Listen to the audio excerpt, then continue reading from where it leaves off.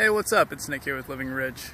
Today I am in beautiful Encinitas, California, and I just got finished listening to an audiobook called Collaborative Intelligence. I forgot the author's name. It's on my phone, but I'm doing a video right now, so. But Collaborative Intelligence, really, really smart, really good. I highly recommend to look it up and to check it out. And the basis of it was that we make each other richer by working together, and we think differently, or everyone has like a specific mindset, and oftentimes the troubles we have with people is they process the world in a different way. But that could usually be used as a great benefit to us as well. So, in the spirit of this book, and in the spirit of this channel, which is really what it's all about, because of course, how are you going to live rich without other people unless you're like living in like a bountiful jungle with everything you need and you have no desire for other people. I'd like to share some stuff that I'm good at and maybe give you a little bit of, inspiration that you can use in your everyday life to help you live a little better. And one of these things is being able to dissect my daily rhythm and then insert and usually take out, like upon will, in order to create the kind of day that I want. So in essence, I'm able to like the day before, think about the next day, or even the morning of, kind of look at the day, ask myself, what can I do today? What can I create? What can I achieve? And I can structure my day pretty well to do it. So that's allowed me to do a lot of really cool stuff, actually, and it's allowed me to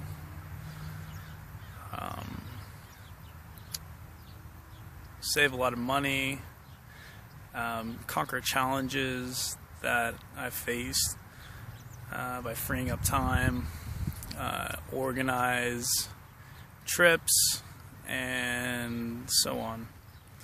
And that really give me the confidence, the procedural confidence to do pretty much anything I want to do. So like a few tips for having a strong procedural day, and you can feel free to copy what I do, or you can kind of make it yourself if you're pretty strong in the area. But what I like to do is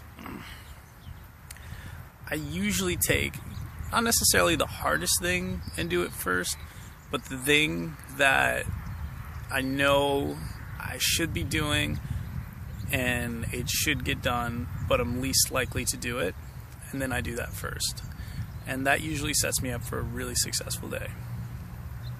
So for me today, for example, was meditating. I know if I let my day go on and I get to the end of the day, I'm not going to take the time to sit down and meditate. Maybe you will.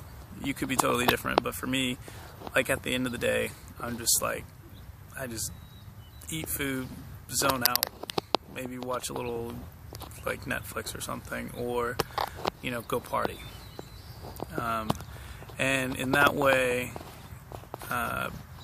because I like to do that stuff, it kind of, I don't really have that quiet time at the end of the day to meditate, but maybe you do. I also get off a little bit later working in a restaurant, so that could have something to do with it. And then,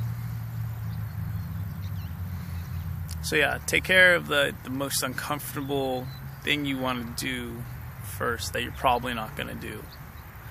And then that way, you're going to like circle in, and then the next most uncomfortable thing that you're probably not going to do, you circle in,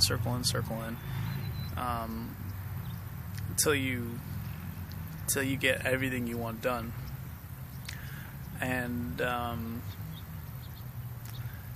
so generally you should put the important stuff as well at the beginning of the queue.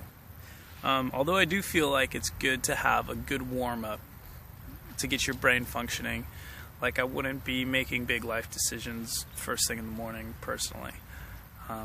It would take me, maybe like an hour of getting up, getting some breakfast or coffee or whatever I'm having, whatever stage of life I'm in, eating at the time, and getting going.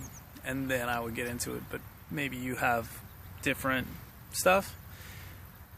But still, towards the beginning of the day is usually when everyone has the most clarity of thought and energy. So I'm feeling very chilled out today. As a side note, glad to be outside. It's the winter time, there's less sunshine, and so I'm glad to be in it.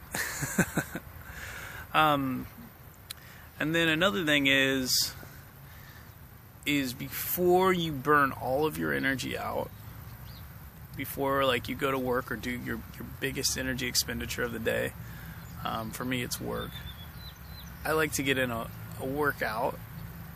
And sometimes it does happen after I go to work, because like I set myself up where like there's a gym right on the way home, and I usually have my climbing shoes, and it's not that strenuous unless I want it to be. But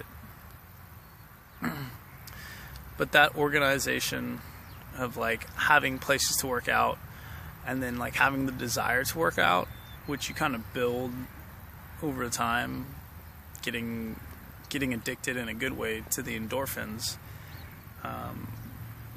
of doing physical exercise, is really important to have in your daily life for people who are physically minded and who value like movement and stuff. If you're one of those people and you don't get exercise, you're probably not going to be thinking correctly or relating to people correctly or handling situations correctly.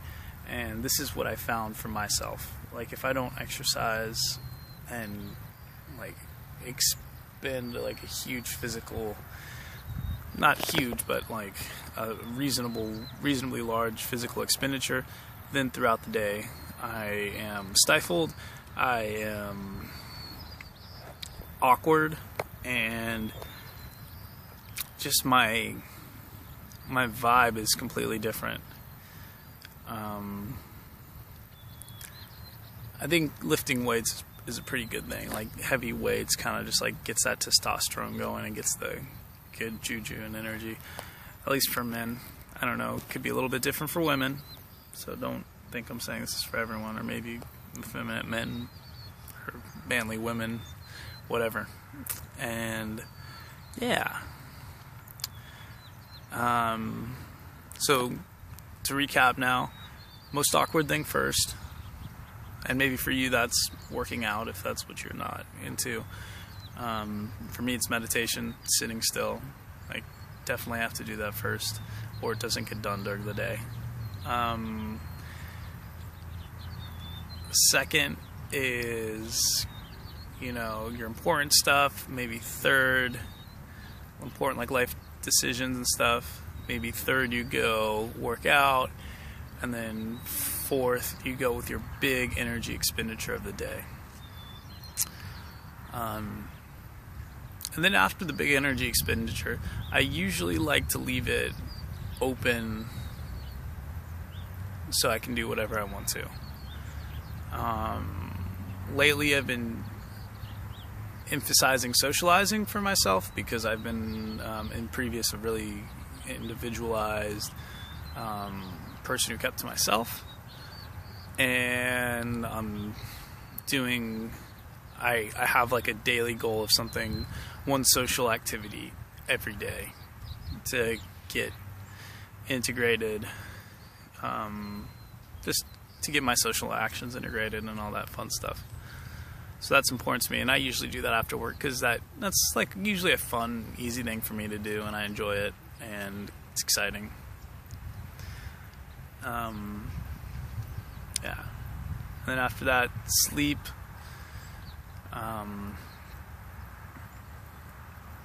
Or some sort of rest. Downtime. Downtime's super important.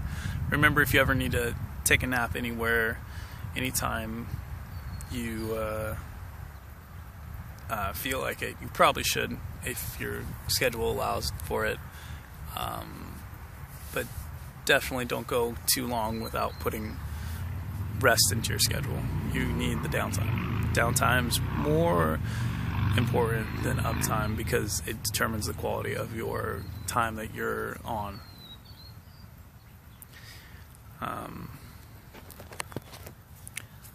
So yeah.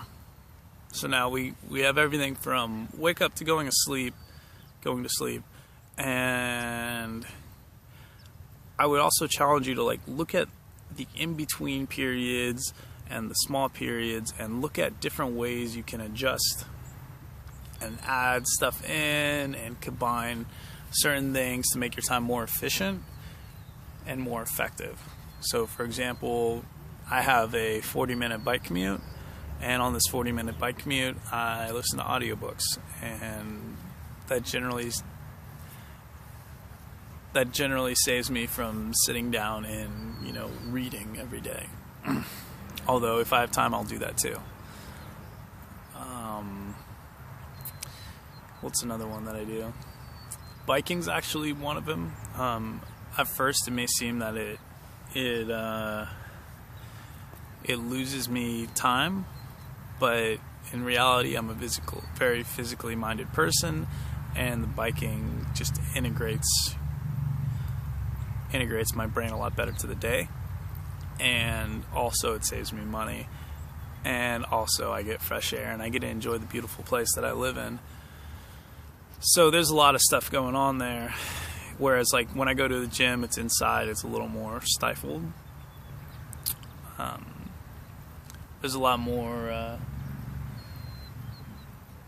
benefit than just getting to work, which it does as well for me, and it's still not a bad time. So whenever you can like take one thing and make it like a key element to your day, I feel like that's super intelligent. Just like focus all your attention and like just make your day turn around by that one thing. And for me, that's biking.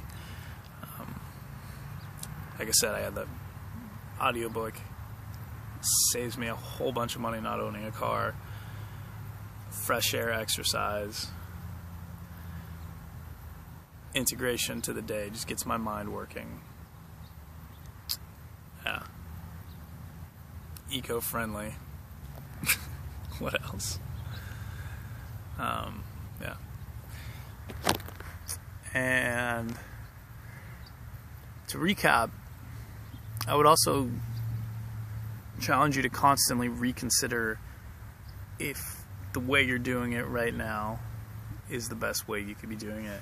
And if you weren't, I got this question from the book that I was listening to, The Collaborative Intelligence. If you weren't already doing it now, would you still be living in this way? And I think that's something that all of us should be asking ourselves and continually reflecting on our life. And that's kind of what I do on a daily basis, is I continually reflect on what I'm doing, what I'm eating, how it's affecting me throughout the day. That's another thing. Like the self-awareness is a big thing, but that's a whole different video, I guess. It's just about structuring your daily life consciously. But if you need time to think about it, to realize what you're doing, or if you can do it while you're doing some like menial tasks that you're doing, or just like constantly go in and out, like on I don't know, maybe you're just like really good with it. Whatever works for you, I would challenge you to look at the inputs you're putting into your life and the outputs you're getting out, and see what you can mess around with and improve. And that's basically the gist of the video. So thank you for watching, and I will see you guys tomorrow. Bye.